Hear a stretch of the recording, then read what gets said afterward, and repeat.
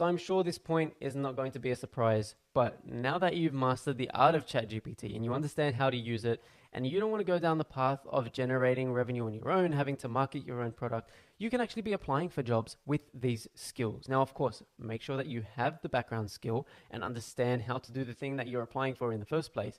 But now you can be using ChatGPT in your work, in your day job, and making your life a lot easier. Being able to level up your game, being able to speed up the rate at which you're generating content, producing great things for the work that you're doing on a day-to-day basis, there's a good chance that you'll be speeding up your process to promotions and getting bonuses and doing a whole bunch of other things.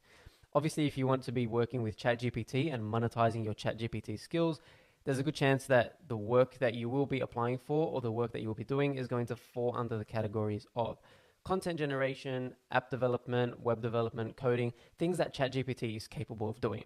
Now, if I'm a graphic designer, I can use it for content, but I can't ask ChatGPT to design a new logo for me. I can ask it for inspiration, some ideas, but at the end of the day, you do want to make sure that the capabilities of ChatGPT align with the work that you're doing or the work that you plan on doing. So make sure that you keep that in mind and hone in on those skills. Really focus on how you can leverage prompt engineering to get better responses. And that's when you'll be at the top of the ChatGPT game.